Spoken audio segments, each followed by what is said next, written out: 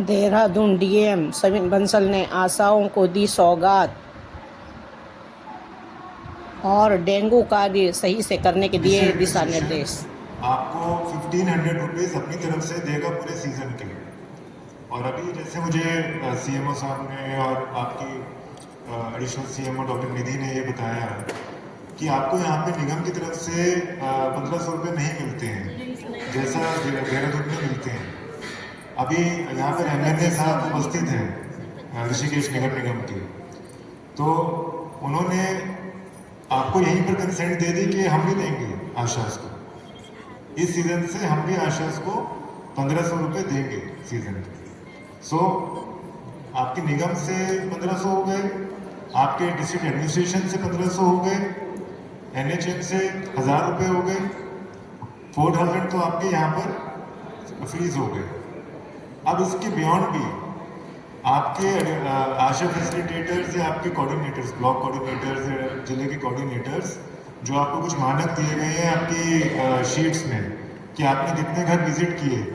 आपको शायद एक दिन में 50 घर विजिट करने का लक्ष्य रखते हैं हम लोग, और आपको धूप से बचाने के लिए मैडम आपको बॉटल्स और अम्ब्रेलास भी देंगी। सो 50 घर विजिट किए, वहाँ पे आपने लोगों से कितना बातचीत की, उनके घरों में कंटेनर्स और वाटर पूल्स को आपने डिस्ट्रॉय करवाया, लार्वा को डिस्ट्रॉय करवाया, वो आप रिपोर्टिंग करेंगे। तो जिनकी अच्छी परफॉर्मेंस होगी, वो चाहे नंबर्स कितने भी हों, वो 50% भी हो सकते हैं, वो 60%, 80% भी हो सकते हैं, लेकिन जो उन क्राइटेरिया को फुलफिल करेगा उनको 1555 रुपये अतिरिक्त भी दिए जाएंगे। सो अब आपको वो आपकी परफॉर्मेंस के ऊपर निर्भर करता है। अगर आप अच्छा परफॉर्म करेंगे तो आपको 5500 रुपये दिए जाएंगे इस पूरे सीजन में। इसके अतिरिक्त जो हमने अभी वॉलंटियर्स रखे हैं, तो अब की बार से हमने ये भी मैंडेटरी कर दिया है कि वॉलंटियर्स को आशा फैसिलिटेटर्स ही मॉनिटर करेंगे। आशा फैसिलिटेटर के ही नियंत्रण में रहेंगे जो वॉलंटियर्स हैं। जब तक आप लोग उनके वेरीफाई नहीं करेंगे काम को, तब तक उनको पेमेंट नहीं होगी। तो वो आपका हैंड है, आपकी सुविधा के लिए उनको वॉलंटियर्स को दिया गया है। जिम्मेदारी तो हमारी है, जिम्मेदारी आशा फैसिलिटेटर्स की, आशास की है। तो आपको और सुदृढ़ बनाने के लिए चाहे ये हमारा फाइनेंशियल प्रोत्साहन या हमारी जो मैन पावर है वो हम बढ़ाएं।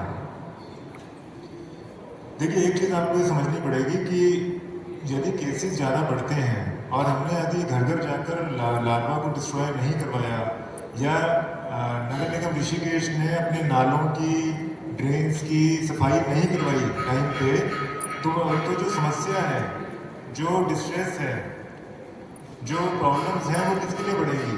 जो विक्टिम्स हैं उनके लिए तो बढ़ेंगी, जो रोग ग्रसित हुए हैं, लेकिन साथ साथ आप लोगों की परेशानी और ज़्यादा बढ़ेगी, क्योंकि आप लोगों की फिर मॉनिटरिंग बढ़ जाएगी, फिर अकाउंटेबिलिटी बढ़ेगी, फिर आप लोगों की रिपोर्टिंग बढ़ जाएगी, आप लोगों को फील्ड में और ज़्यादा जाना पड़ेगा। तो इसलिए बेहतर यही है कि अभी जो समय है, ये हमारा अभी आईसी का चल रहा है, घर घर विजिट का चल रहा है, प्रिवेंशन का चल रहा है। इसी में आप यदि 10%, 20% एफर्ट एक्स्ट्रा लगा देंगे, तो जो बाद में आपका 100%, 200% एफर्ट लगेगा, वो बच जाएगा। तो आपको वो सिचुएशन नहीं आने देनी।